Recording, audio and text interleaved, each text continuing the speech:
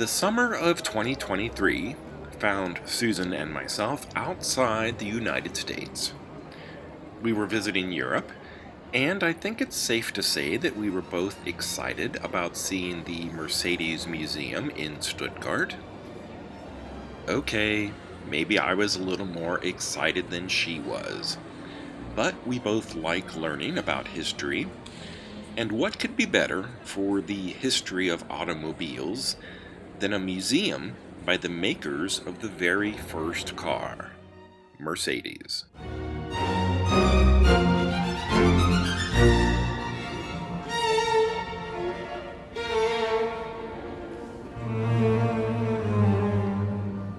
Once upon a time, the numerical badging on a Mercedes told you the engine's displacement, and the letter or letters that followed spoke volumes about whether you were interested in luxury or going fast. In the 1950s, the most expensive Mercedes featured a 3-liter motor.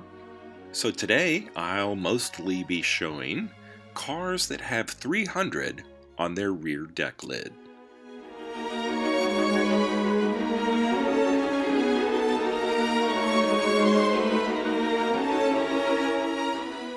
You probably have a similar game to play when you're on the highway or stuck in traffic. Susan and I like to give each other 3 or 4 choices, and then say, which one would you take? Sometimes we make it harder by adding limitations like, you can't sell it for 5 years, or you have to drive it every day. I think this game is going to be very hard to play here at the Mercedes Museum.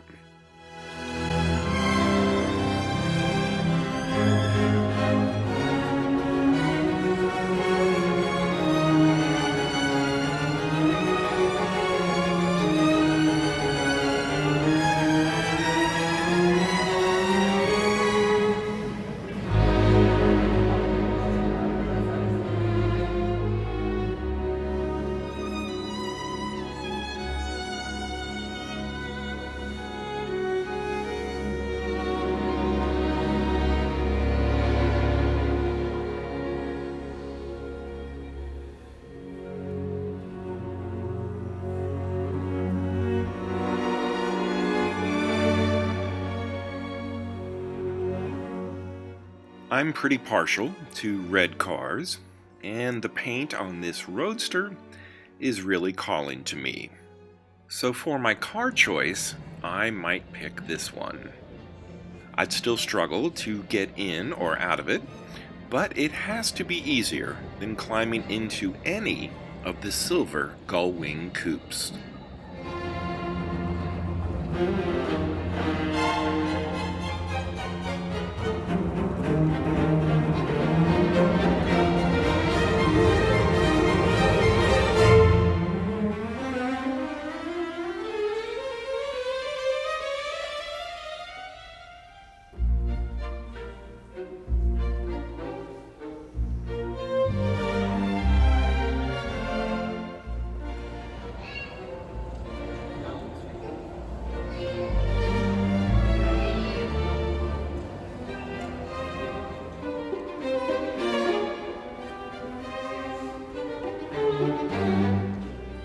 Mixed in with the trucks and the more utilitarian vehicles is an odd-looking blue transporter. In the continuing theme of 300 badged cars, the Blue Wonder is also powered by a 3-liter engine. It was used to carry race cars from the factory to the track. With the car in back, it could still travel at 105 miles per hour. Mercedes recreated this example after the original was scrapped nearly 40 years ago. The Mercedes Museum isn't the only owner of a replica. Jay Leno also has one, but his wasn't made by the Mercedes factory, but rather by an individual from Switzerland.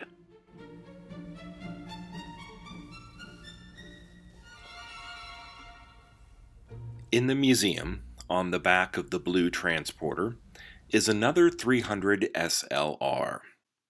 In 1955, four of these were entered by Mercedes into the 24 Hours of Le Mans road race, when something horrible happened.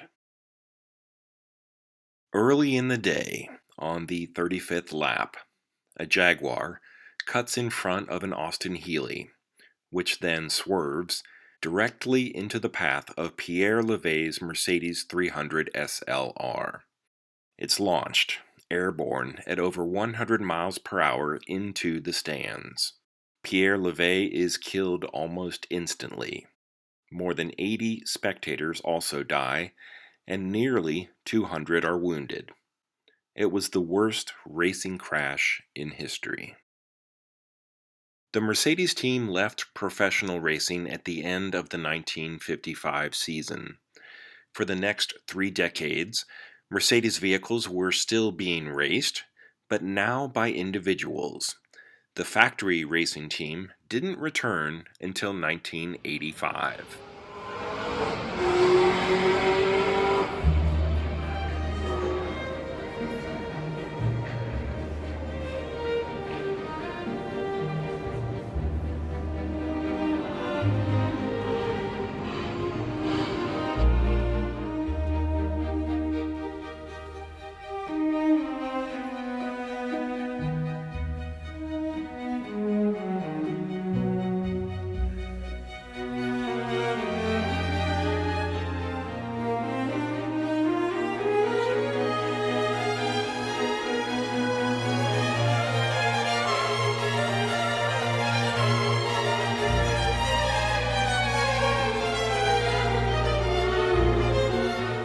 England has British racing green.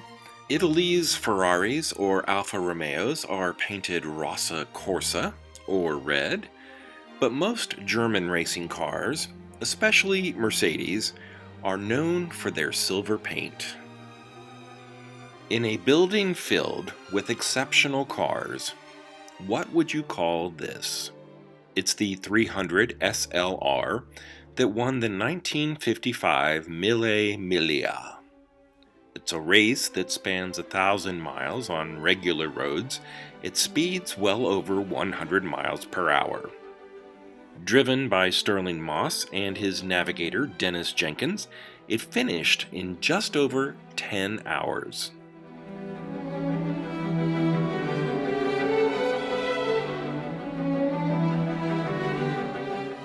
This 300 SLR was once part of the Mercedes collection, but was auctioned off a few years back. Its price? A record-setting $142 million.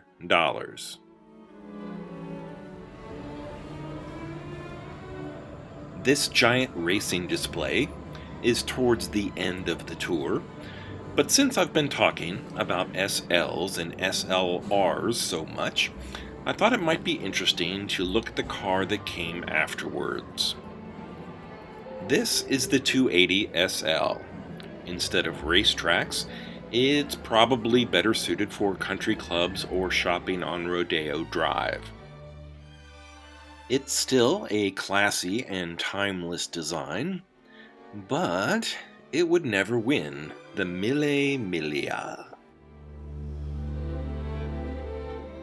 The 280 SL came with both a folding cloth roof and a rather heavy but removable factory hardtop.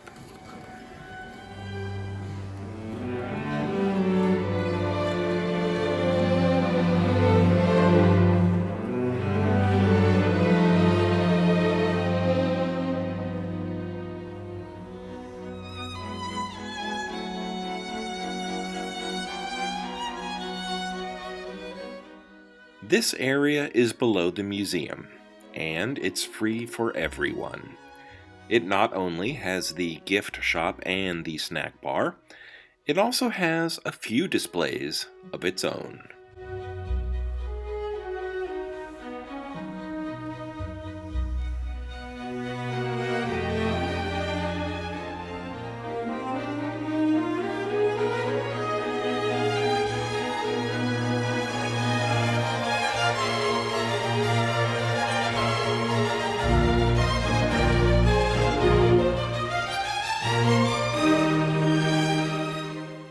this episode, I've shown a variety of classic Mercedes with 300 in their names. If a Mercedes 300 is incredible, does that mean that a Mercedes 600 is twice as good? Well, it might be nearly twice as big, and it probably weighs twice as much. But this is a Mercedes 600, and it's the last one to roll off the assembly line, ever. It's big and luxurious, and not necessarily built for speed. Ironically, this is the short wheelbase model. The Pullman version is even longer, and can have 3 doors on each side. With this third video from the Mercedes Museum in Stuttgart, I may have finally used up all of the good vacation footage from 2023. I like German cars. I like them a lot. And if you enjoyed this episode, please like and subscribe. So until next time, this has been Bob's Workshop. Take care.